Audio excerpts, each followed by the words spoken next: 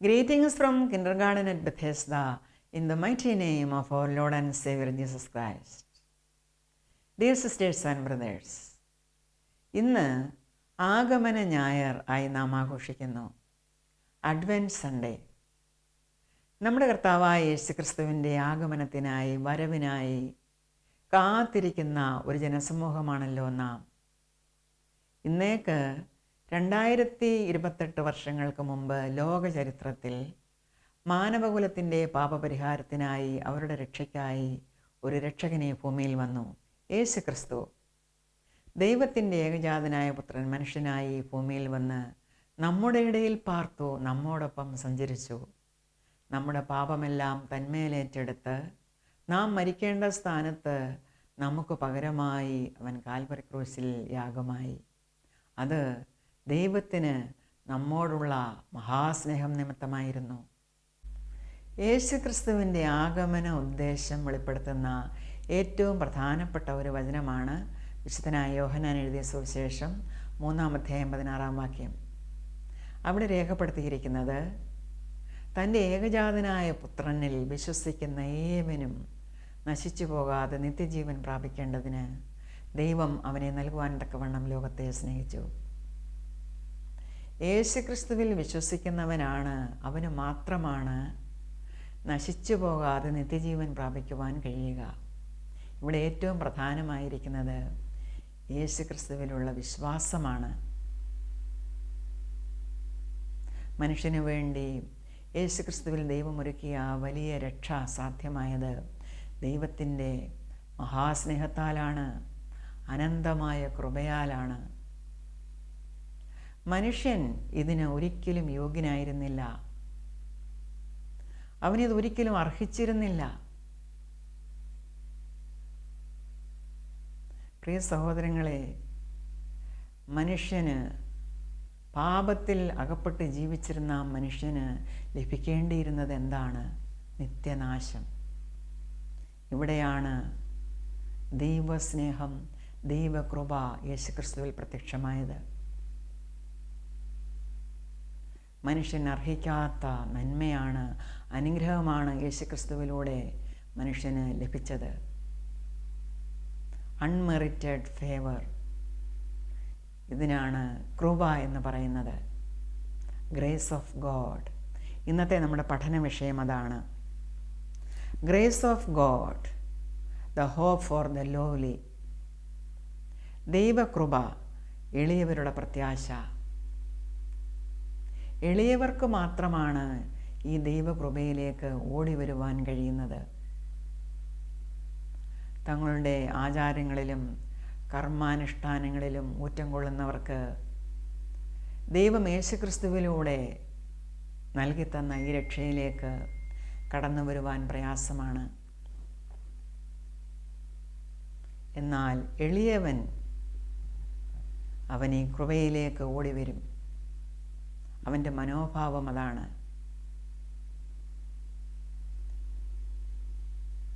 ഉദ്ധാരകനായ ദൈവത്തെപ്പറ്റി ദാവീദ് എഴുതിയ സങ്കീർത്തനമാണ് നാം ആദ്യമായി പഠിക്കുവാൻ പോകുന്നത്. 30-ാം സങ്കീർത്തനം. യഹോവേ, ഞാൻ നിന്നെ പുകഴ്ത്തുന്നു, നീ എന്നെ ഉദ്ധരിച്ചിരിക്കുന്നു. എൻ്റെ ശത്രുക്കൾ എന്നെക്കുറിച്ച് സന്തോഷിപ്പാൻ ഇടയാക്കിയതുമില്ല. എൻ്റെ ദൈവമായ യഹോവേ, ഞാൻ നിന്നോട് നിലവിളിച്ചു, നീ എന്നെ സൗഖ്യമാക്കുകയും ചെയ്തു. യഹോവേ, നീ എൻ്റെ പ്രാണനെ പാതാളത്തിൽ നിന്ന് കരയേറ്റിയിരിക്കുന്നു. ഞാൻ കുഴിയിൽ ഇറങ്ങിപ്പോകാതിരിക്കേണ്ടതിന് നീ എനിക്ക് ജീവരക്ഷ വരുത്തിയിരിക്കുന്നു. യഹോവയുടെ വിശുദ്ധന്മാരെ അവന് സ്തുതി പാടുവേൻ, അവൻ്റെ വിശുദ്ധനാമത്തിന് സ്തോത്രം ചെയ്യുവേൻ. അവൻ്റെ കോപം ക്ഷണനേരത്തേക്കേ ഉള്ളൂ, അവൻ്റെ പ്രസാദമോ ജീവപര്യന്തമുള്ളത്. സന്ധ്യയെങ്കിൽ കരച്ചിൽ വന്ന് രാപ്പാർക്കും, ഉഷസ്സിലോ ആനന്ദഘോഷം വരുന്നു. ഞാൻ ഒരു നാളും കുലുങ്ങിപ്പോകയില്ല എന്ന് എൻ്റെ സുഖകാലത്ത് ഞാൻ പറഞ്ഞു. യഹോവേ, നിൻ്റെ പ്രസാദത്താൽ നീ എൻ്റെ പർവ്വതത്തെ ഉറച്ചു നിൽക്കുമാറാക്കി. നീ നിൻ്റെ മുഖത്തെ മറച്ചു, ഞാൻ ഭ്രമിച്ചുപോയി. യഹോവേ, ഞാൻ നിന്നോട് നിലവിളിച്ചു, യഹോവയോട് ഞാൻ യാചിച്ചു. ഞാൻ കുഴിയിൽ ഇറങ്ങിപ്പോയാൽ എൻ്റെ രക്തം കൊണ്ട് എന്ത് ലാഭമുള്ളൂ? ധൂളി നിന്നെ സ്തുതിക്കുമോ? അത് നിൻ്റെ സത്യത്തെ പ്രസ്താവിക്കുമോ? യഹോവേ, കേൾക്കണമേ, എന്നോട് കരുണയുണ്ടാകണമേ. യഹോവേ, എൻ്റെ രക്ഷകനായിരിക്കണമേ. നീ എൻ്റെ വിലാപത്തെ എനിക്ക് നൃത്തമാക്കി തീർത്തു. എൻ്റെ രട്ട് നീ അഴിച്ച് എന്നെ സന്തോഷമുടിപ്പിച്ചിരിക്കുന്നു. ഞാൻ മൗനമായിരിക്കാതെ നിനക്ക് സ്തുതി പാടേണ്ടതിന് തന്നെ. എൻ്റെ ദൈവമായ യഹോവേ, ഞാൻ എന്നേക്കും നിനക്ക് സ്തോത്രം ചെയ്യും. ദൈവത്തിൽ നിന്ന് നന്മകളും അനുഗ്രഹങ്ങളും പ്രാപിച്ച ദാവീദ് തൻ്റെ രക്ഷയെ ഓർത്ത് സന്തോഷിച്ചുകൊണ്ടാണ് ഈ സങ്കീർത്തനം എഴുതിയിരിക്കുന്നത്. ദാവീദ് പറയുകയാണ്, ഞാൻ കുഴിയിലിറങ്ങിപ്പോയാൽ എൻ്റെ രക്തം കൊണ്ട് എന്ത് ലാഭമുള്ളൂ എന്ന്. രക്ഷയുടെ അനുഭവത്തിലേക്ക് കടന്നു വരാതിരിക്കുന്നവർക്കും ഇതുപോലെയുള്ള ഒരു അനുഭവമാണ് ഉണ്ടാകുന്നത്. അവരും പറയണം, ഞാൻ കുഴിയിലിറങ്ങിപ്പോയാൽ, നിത്യനാശത്തിലേക്ക് ഞാൻ പോയാൽ എൻ്റെ രക്തം കൊണ്ട് എന്ത് ലാഭമുള്ളൂ. പ്രിയ സഹോദരങ്ങളെ, ഇത് കൃപായുഗമാണ്. ഈ കൃപയിലേക്ക് ഓടിവന്ന്, ആ യേശുവിങ്കിലേക്ക് ഓടിവന്ന് അഭയം പ്രാപിക്കുവിൻ. I will exalt you, O Lord, for you lifted me out of the depths and did not let my enemies gloat over me. O Lord my God, I called to you for help, and you healed me. O Lord, you brought me up from the grave. You spared me from going down into the pit. Sing to the Lord, you saints of his. Praise his holy name. For his anger lasts only a moment, but his favor lasts a lifetime. ദൈവത്തിൻ്റെ കൃപ അനന്തമാണ്. ആ കൃപയാണ് യേശുക്രിസ്തുവിലൂടെ ഭൂമിയിലേക്ക് വന്നത്. Weeping may remain for a night, but rejoicing comes in the morning. When I felt secure, I said, I will never be shaken.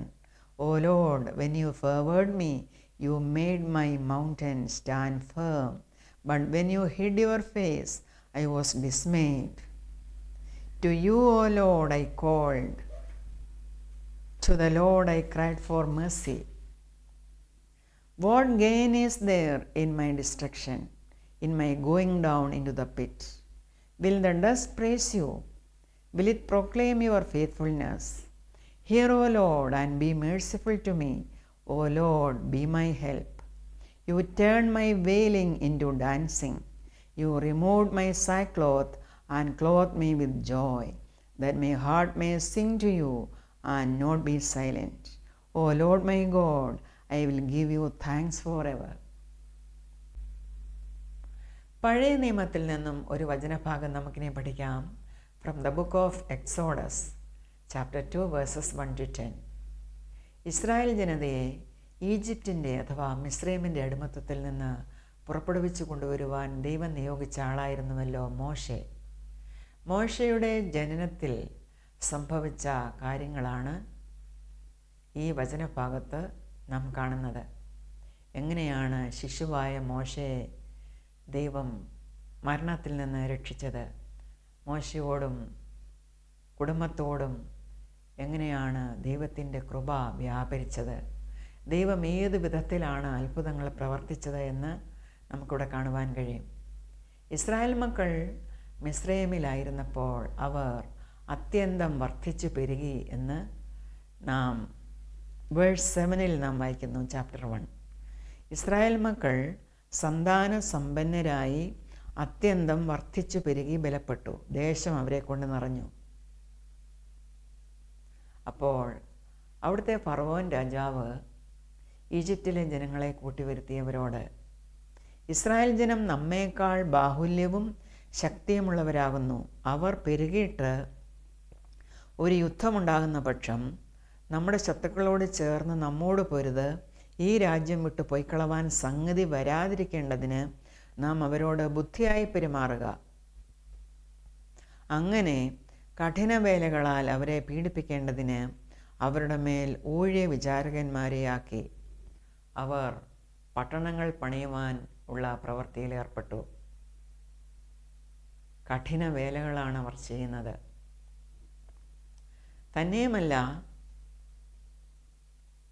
ഈ ഇസ്രായേലിലെ സ്ത്രീകൾ അഥവാ എബ്രായ സ്ത്രീകൾ പ്രസവിക്കുമ്പോൾ ആൺകുട്ടികളെയാണ് പ്രസവിക്കുന്നത് എങ്കിൽ അവരെ കൊന്നുകളയണം എന്ന് രാജാവ് അവിടുത്തെ സൂതികർമ്മിണികളോട് അഥവാ മിഡ്വൈഫ്സിനോട് കൽപ്പിച്ചിരുന്നു.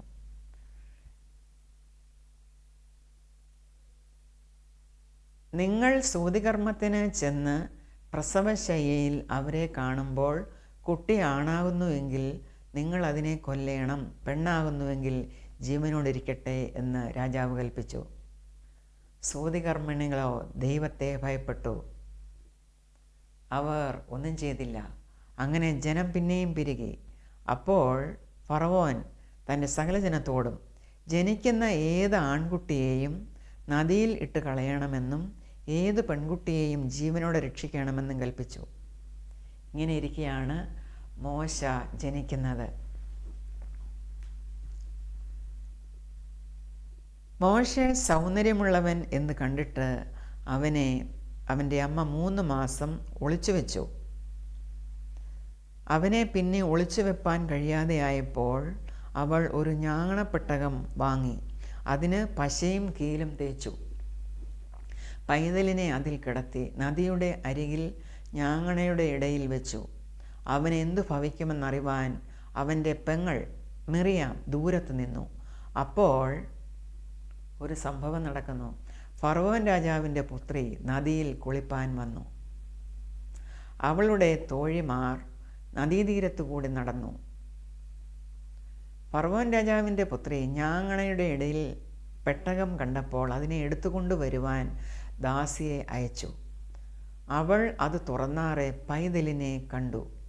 കുട്ടി ഇതാ കരയുന്നു. അവൾക്ക് അതിനോട് അലിവ് തോന്നി. ഇത് എബ്രായരുടെ പൈതങ്ങളിലൊന്ന് എന്ന് പറഞ്ഞു. അപ്പോൾ അവൻ്റെ പെങ്ങൾ ഫറവോൻ്റെ പുത്രിയോട്, ഈ പൈതലിന് മുല കൊടുക്കേണ്ടതിന് ഒരു എബ്രായ സ്ത്രീയെ ഞാൻ ചെന്ന് വിളിച്ചുകൊണ്ട് വരേണമോ എന്ന് ചോദിച്ചു. ഫറവോൻ്റെ പുത്രി അവളോട്, ചെന്ന് കൊണ്ടുവരിക എന്ന് പറഞ്ഞു. കന്യക ചെന്ന് പൈതലിൻ്റെ അമ്മയെ തന്നെ വിളിച്ചു കൊണ്ടുവന്നു. ഫറവോൻ്റെ പുത്രി അവളോട്, ഈ പൈതലിനെ കൊണ്ടുപോയി മുല കൊടുത്ത് വളർത്തണം, ഞാൻ നിനക്ക് ശമ്പളം തരാമെന്ന് പറഞ്ഞു. സ്ത്രീ പൈതലിനെ എടുത്തുകൊണ്ടുപോയി മുല കൊടുത്ത് വളർത്തി. പൈതൽ വളർന്ന ശേഷം അവൾ അവനെ ഫറവോൻ്റെ പുത്രിയുടെ അടുക്കൽ കൊണ്ടുപോയി. അവൻ അവൾക്ക് മകനായി. ഞാൻ അവനെ വെള്ളത്തിൽ നിന്ന് വലിച്ചെടുത്തു എന്ന് പറഞ്ഞ് അവൾ അവന് മോശെ എന്ന് പേരിട്ടു. മോശയ്ക്ക് പേരിട്ടത് ഈ ഫറവോൻ രാജാവിൻ്റെ പുത്രിയായിരുന്നു. ആ വാക്കിൻ്റെ അർത്ഥം വെള്ളത്തിൽ നിന്ന് വലിച്ചെടുക്കപ്പെട്ടവൻ എന്നാണ്. ഏതെല്ലാം വിധത്തിലാണ് ദൈവം അത്ഭുതം പ്രവർത്തിക്കുന്നത്. തന്നെ കൊല്ലുവാൻ ഈ മോശക്കുഞ്ഞിനെയും അതുപോലെയുള്ള ആൺകുട്ടികളെയും കൊല്ലുവാൻ കൽപ്പനയിട്ട രാജാവിൻ്റെ പുത്രി തന്നെ ഈ കുഞ്ഞിനെ നദിയിൽ നിന്ന് എടുത്ത് വളർത്തുകയാണ്. ആ രാജകൊട്ടാരത്തിൽ അവൻ വളർന്നു എന്നാണ് നമ്മിവിടെ വായിച്ചത്. ദൈവകൃപ ധാരാളമായി മോശയുടെ മേൽ ചൊരിഞ്ഞു. കാരണം ദൈവത്തിന് ആ മോശയെപ്പറ്റി ഉദ്ദേശമുണ്ടായിരുന്നു. വലിയൊരു ദൗത്യമാണ് ഭാവിയിൽ ദൈവം മോശയെ ഏൽപ്പിച്ചത്. ഇന്നത്തെ പ്രധാന വചനപാഠമായ സുവിശേഷ ഭാഗം നമ്മെ എന്ത് പഠിപ്പിക്കുന്നു എന്നിനി നോക്കാം. The Gospel according to St. Luke, chapter 1, verses 46 to 56. ഈ വചനഭാഗം മറിയമിൻ്റെ പാട്ട് എന്നാണ് അറിയപ്പെടുന്നത്, ദ മാഗ്നിഫിക്കാറ്റ്. കന്യാമറിയാമാണ് ഈ പാട്ട് പാടിയത്. ആരുടെ മുമ്പിലാണിത് പാടിയത്? തൻ്റെ ചാർച്ചക്കാരിയായ എലിസബത്തിൻ്റെ മുൻപിൽ. ഈ കന്യകമറിയാമും എലിസബത്തും ദൈവത്തിൽ നിന്ന് ധാരാളമായി കൃപകൾ പ്രാപിച്ചുകൊണ്ടിരിക്കുന്നവരാണ്. കന്യകമറിയാം നസ്രയത്തിലായിരുന്നപ്പോൾ ഗബ്രിയേൽ ദൂതൻ തൻ്റെ അടുക്കൽ വന്ന്, കൃപ നിറഞ്ഞവളെ നിനക്ക് വന്ദനം എന്ന് പറഞ്ഞു. നീ ഗർഭം ധരിച്ചൊരു മകനെ പ്രസവിക്കും, അവന് യേശു എന്ന് പേരിടണം, അവൻ വലിയവനാകും, അത്യുന്നതൻ്റെ പുത്രൻ എന്ന് വിളിക്കപ്പെടും എന്നെല്ലാം പറഞ്ഞ കാര്യം കന്യാമറിയാം കേട്ടിരുന്നു. താനൊരു സംശയം പ്രകടിപ്പിച്ചു, ഇതെങ്ങനെ സംഭവിക്കും, ഞാൻ പുരുഷനെ അറിയായകയാൽ. അപ്പോൾ ദൂതൻ പറഞ്ഞു, ഇത് ദൈവത്താലാണ് സംഭവിക്കുന്നത്. അത്യുന്നതൻ്റെ ശക്തി നിൻ്റെ മേൽ നിഴലിടും, പരിശുദ്ധാത്മാവ് നിൻ്റെ മേൽ വരും. അതിനാൽ നിന്നിൽ നിന്ന് ഉത്ഭവിക്കുന്നത് വിശുദ്ധ പ്രജയായിരിക്കും.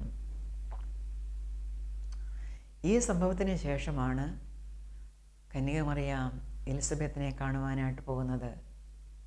എലിസബത്തിനെ കാണുവാൻ പോകുന്നതിനും കാരണമുണ്ട്. എലിസബത്ത് തൻ്റെ ചാർച്ചക്കാരിയാണ്.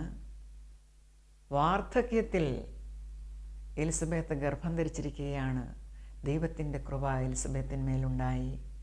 ഇത് 6-ാം മാസമാണ് എലിസബത്തിന്. കന്യകമറിയാം എലിസബത്തിൻ്റെ വീട്ടിൽ മലനാട്ടിൽ ചെന്നപ്പോൾ മറിയമിൻ്റെ വന്ദനസ്വരം കേട്ടപ്പോൾ എലിസബത്തിൻ്റെ ഗർഭത്തിൽ പിള്ള തുള്ളി എന്നാണ് നാം ഇവിടെ വായിക്കുന്നത്.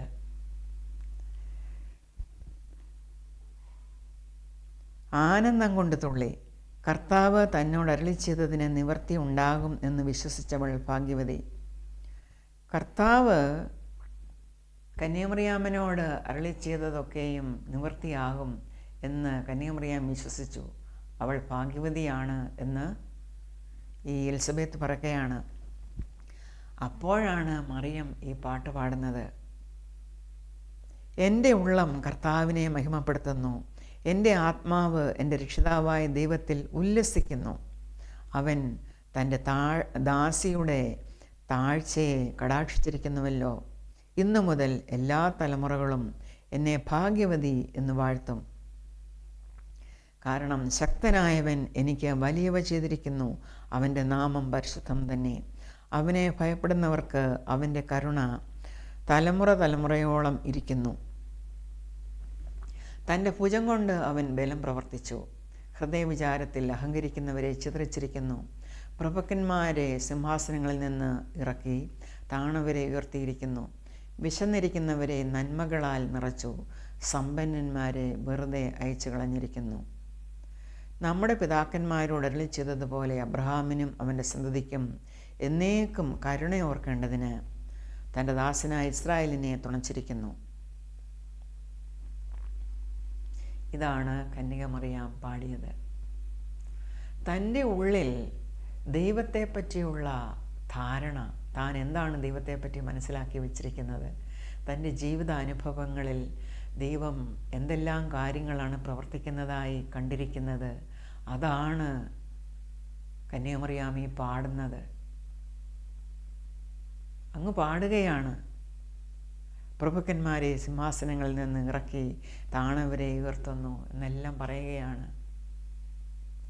ദൈവം കരുണ കാണിക്കുന്നത് താഴ്മയുള്ളവരോടാണ്. കരുണയും കൃപയും അവൻ ചൊരിയുന്നത് താഴ്മയുള്ളവർക്കാണ്. ഇവിടെ പറഞ്ഞിരിക്കുന്നു, തൻ്റെ ഭുജം കൊണ്ട് ദൈവം ബലം പ്രവർത്തിച്ചു.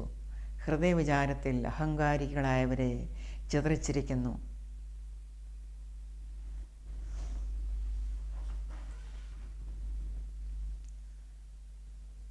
My soul praises the Lord or my soul magnifies the Lord.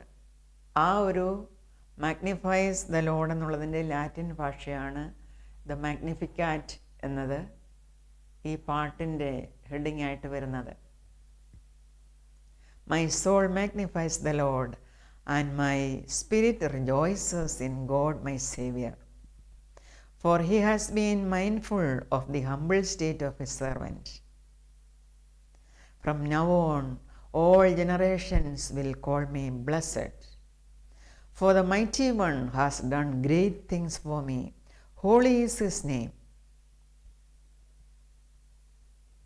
ദൈവത്തെ പറ്റിയും പുകഴ്ത്തി പറയുകയാണ്. For the mighty one, God is mighty. For the mighty one has done great things for me. Holy is his name. അവൻ്റെ നാമം പരിശുദ്ധം തന്നെ. His mercy extends to those who fear him from generation to generation. He has performed mighty deeds with his arm. He has scattered those who are proud in their inmost thoughts. അതാണ് പ്രധാനമായും നാം ഇവിടെ കാണേണ്ടത്. അഹങ്കാരികളായവരെ അവൻ ചിതറിക്കും. He has scattered those who are proud in their inmost thoughts. He has brought down rulers from their thrones, but has lifted up the humble. He has filled the hungry with good things, but has sent the rich empty away. He has helped his servant Israel, remembering to be merciful to Abraham and his descendants forever, even as he said to our fathers.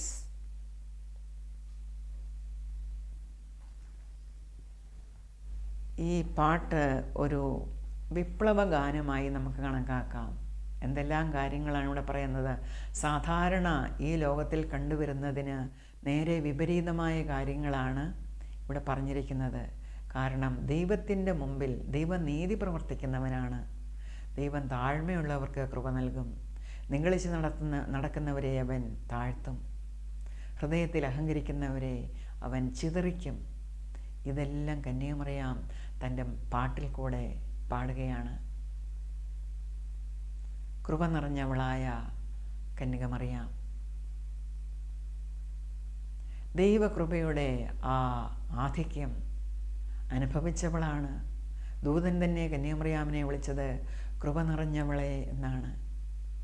പ്രിയ സഹോദരങ്ങളെ, ദൈവകൃപ അനുഭവിക്കുവാൻ നാം നമ്മെ തന്നെ ഒരുക്കുമോ? ദൈവസന്നിധിയിൽ താഴ്മയുള്ളവരായി നാം വർത്തിക്കുമോ? അപ്പോഴാണ് ദൈവം തൻ്റെ കൃപ നമ്മിലേക്ക് ചൊരിയുന്നത്. അടുത്തതായി 2 Thessalonians chapter 2 verses 13 to 17 നമുക്ക് പഠിക്കാം. ഇവിടെ വിശുദ്ധനായ പൗലോസ് അപ്പോസ്തലൻ തെസ്സലോനിക്കയിലുള്ള വിശ്വാസികൾക്ക് വേണ്ടി അവരെ ഓർത്ത് ദൈവത്തെ മഹത്വപ്പെടുത്തുന്ന കാഴ്ചയാണ് നമുക്ക് കാണുവാൻ കഴിയുന്നത്. അതിന് കാരണമുണ്ട്. തെസ്സലോനിക്കയിലുള്ള ഈ വിശ്വാസികൾ ദൈവകൃപയിൽ വളർന്നു വന്നവരായിരുന്നു. ദൈവകൃപ ധാരാളമായി അനുഭവിച്ചറിഞ്ഞവരും ആയിരുന്നു. രക്ഷയുടെ അനുഭവത്തിലേക്ക് ആദ്യം മുതൽ തന്നെ നിങ്ങൾ വിളിക്കപ്പെട്ടവരായിരുന്നു എന്നാണ് പൗലോസ് അപ്പോസ്തലൻ അവരോട് പറയുന്നത്. നമുക്ക് വായിക്കാം. കർത്താവിന് പ്രിയരായ സഹോദരന്മാരെ, ദൈവം നിങ്ങളെ ആദ്യം മുതൽ ആത്മാവിൻ്റെ വിശുദ്ധീകരണത്തിലും സത്യത്തിൻ്റെ വിശ്വാസത്തിലും രക്ഷയ്ക്കായി തിരഞ്ഞെടുത്തതുകൊണ്ട് നിങ്ങൾ നിമിത്തം ദൈവത്തെ എപ്പോഴും സ്തുതിപ്പാൻ ഞങ്ങൾ കടംപെട്ടിരിക്കുന്നു. നമ്മുടെ കർത്താവായ യേശുക്രിസ്തുവിൻ്റെ മഹത്വം പ്രാപിപ്പാനല്ലോ അവൻ ഞങ്ങളുടെ സുവിശേഷ ഘോഷണത്താൽ നിങ്ങളെ രക്ഷയ്ക്ക് വിളിച്ചത്. ആകയാൽ സഹോദരന്മാരെ, നിങ്ങൾ ഉറച്ചു നിന്ന് ഞങ്ങൾ വാക്കിനാലോ ലേഖനത്താലോ ഉപദേശിച്ചു തന്ന പ്രമാണങ്ങളെ മുറുകെ പിടിച്ചുകൊള്ളുവീൻ. ഇവിടെ പല കാര്യങ്ങളാണ് അപ്പോസ്തലൻ നമ്മെ പഠിപ്പിക്കുന്നത്. ഒന്നാമതായി, stand fast and hold the traditions taught to us. രണ്ടാമതായി, നാം ആദ്യം മുതലേ രക്ഷയുടെ അനുഭവത്തിലേക്ക് വിളിക്കപ്പെട്ടിരിക്കുന്നവരാണ്. ആ കോളിംഗ് ആദ്യം മുതലേ ഉള്ളതാണ്. അത് നാം മനസ്സിലാക്കണം. മൂന്നാമതായി, പരിശുദ്ധാത്മാവിൻ്റെ പ്രവർത്തനം നമ്മുടെ ജീവിതത്തിൽ ഉള്ളതുകൊണ്ടാണ് ഇത് സാധ്യമായത്. ദൈവസ്നേഹം നമ്മിലേക്ക് വന്നിരിക്കുകയാണ് യേശുക്രിസ്തുവിലൂടെ. ആ കൃപ നമ്മിലേക്ക് ഒഴുകിയിരിക്കുകയാണ്.